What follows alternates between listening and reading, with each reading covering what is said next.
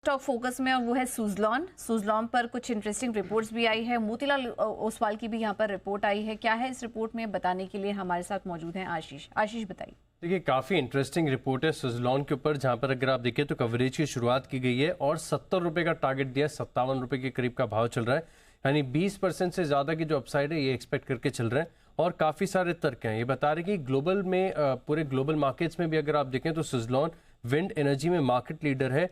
20.9 gigawatt wind energy capacity के साथ 17 देशों में कंपनी का कारोबार है।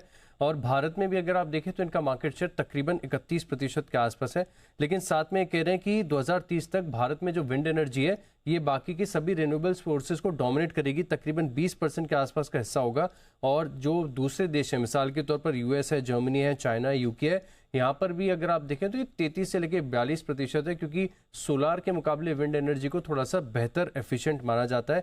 और इसी के चलते अगर आप देखें तो सुजलॉन के लिए काफ़ी बड़ी अपॉर्चुनिटी यहाँ पर नजर आ रही है। 2030 तक सरकार का भी लक्ष्य है कि जो रिन्यूएबल एनर्जी है इसमें तकरीबन 500 गीगावाट के जो टारगेट्स हैं ये हासिल होते हुए नजर आ सकते हैं। और इसमें मैक्सिमम जो है आपको विंड एनर्जी की तरफ से देखने को मिलेगा।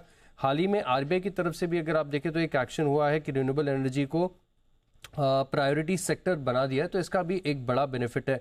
इसके अलावा जैसे कि मैंने आपको बताया कि एफिशिएंसी बेहतर है, तो सोलार के मुकाबले अगर आप देखें तो यहाँ पर जो ROI है ये आपको विंड में 1% ज़्यादा देखने को मिलते हैं। और इसी के चलते डेवलपर्स भी इसी को पसंद करते हैं।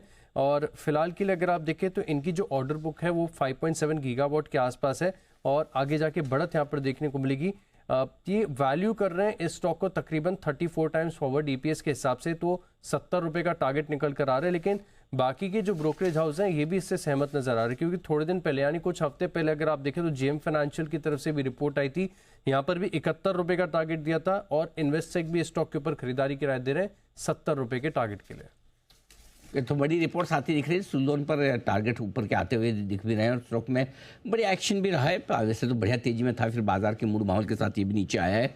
अब 55-58 रुपए के आसपास है। यहाँ से क्या कुछ और तेजी बन सकती है क्या, ये जानने की कोशिश करते हैं।